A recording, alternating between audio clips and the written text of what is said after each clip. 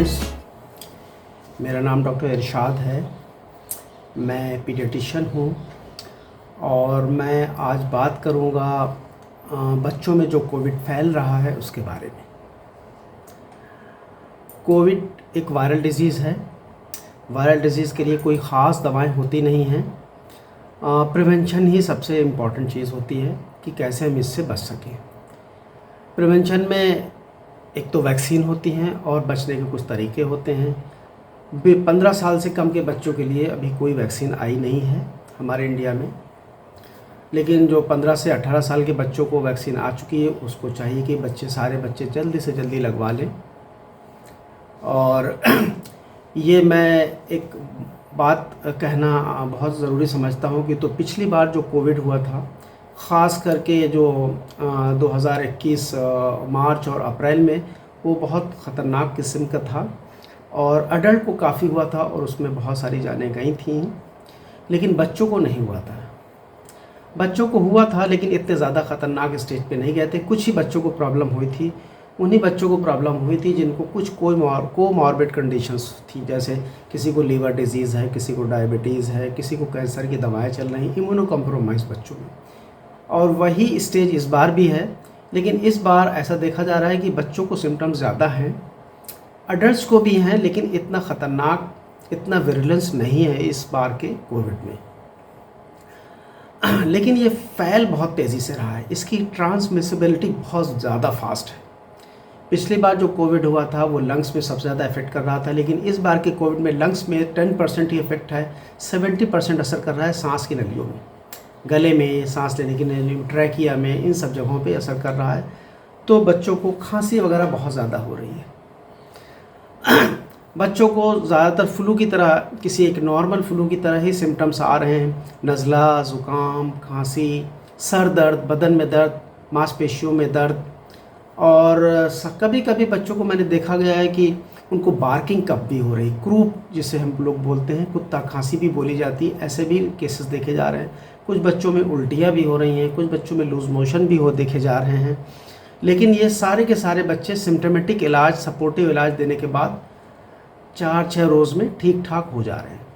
इसमें बचने का एक ही तरीका ये है कि हम कोविड प्रोटोकॉल जो है हमारा, उससे हमें अच्छे से फॉलो करना चाहिए और ये इंश्योर करें कि हमारे बच्चे कोविड प्रोटोकॉल को फॉलो कर रहे हैं। ट्रिपल लेयर मास्क, अच्छी डाइट, गुड फिज़िकल एक्टिविटी, जितने भी प्रिवेंटेबल डिजीज़ हैं उन सब के लिए वैक्सीन बच्चों को ज़रूर लेना चाहिए। ख़ास करके फ्लू की वैक्सीन तो बच्चों को लेना बहुत ज़रूरी है इस सीज़न में।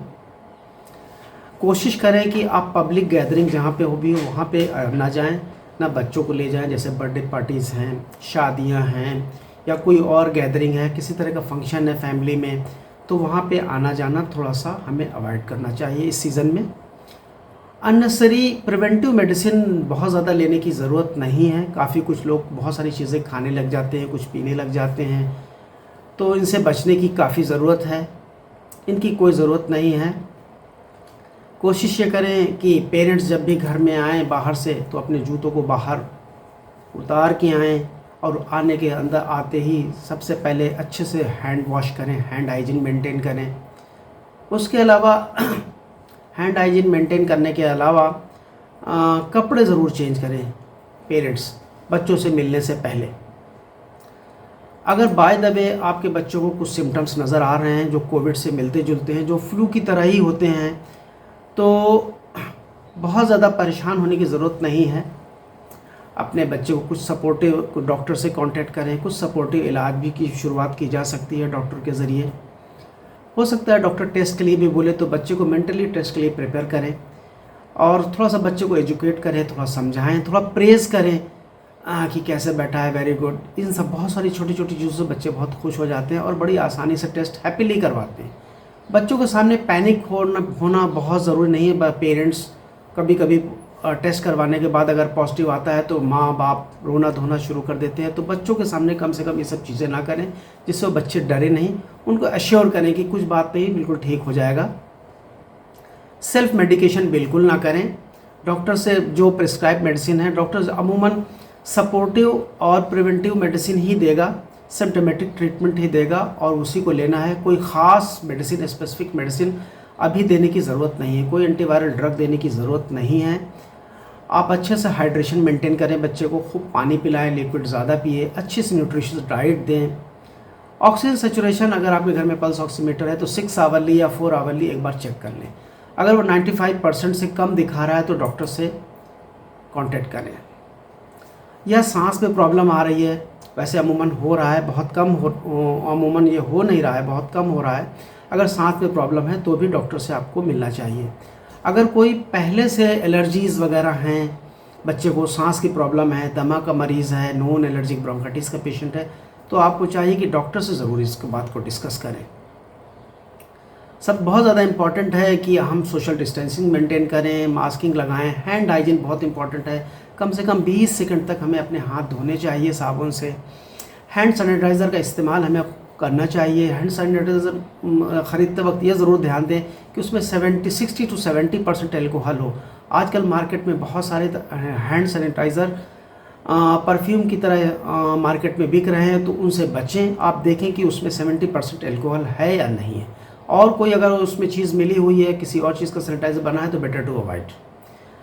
उस रूम में रहें जहाँ पे प्रॉपर वेंटिलेशन हो, वहीं पे बैठ के उठ के बात करें जहाँ पे खिड़कियाँ वगैरह खुली हों, बाहर से हवा आ रही हो और अंदर की हवा बाहर जा रही हो। क्लोज्ड कंपार्टमेंट में बैठना अच्छा नहीं है। एक ये बहुत ज़रूरी चीज़ समझने की बात है कि बच्चे, छोटे बच्चे ख़ास करके बहुत अच्छे कॉपी कैट होते हैं पेरेंट्स के, गार्जियंस के, या अडल्ट घर में रहते हैं। अगर पेरेंट्स घर में मास्क लगा रहे हैं, मुझसे बात करने में अच्छे से हाथ धो रहे हैं, हैंड हाइजीन मेंटेन कर रहे हैं, तो बच्चे भी वैसे ही फॉलो करेंगे। अगर उन्होंने देखा कि नहीं पेरेंट्स भी नहीं कर रहे ऐसा, तो वो भी इसको बहुत ज़्यादा अहमियत नहीं देंगे। बच्चों को ख़ास करके इस बार बार टोकना चाहिए कि अपने हाथ नाक में, मुंह में, आँख में बिल्कुल न लगाएं। अमूमन ये वायरस जो है खांसने छींकने से फैलता है, और जो ड्रॉपलेट निकलती है ना हमारे छींकने से, खांसने से, उन्हीं के ज़रिए फैलता है। तो कोशिश करें कि जब भी कोई अचानक छींक आ जाए तो हमको चाहिए कि हमें अपनी कोहनी या हाथ अपने मुंह और के सामने लगा लें, और कोशिश करें कि जहाँ पे लोग बैठे हों वहाँ से थोड़ा हट जाए। बहुत बहुत शुक्रिया। वीडियो पसंद आए तो लाइक कीजिएगा, सब्सक्राइब कीजिएगा।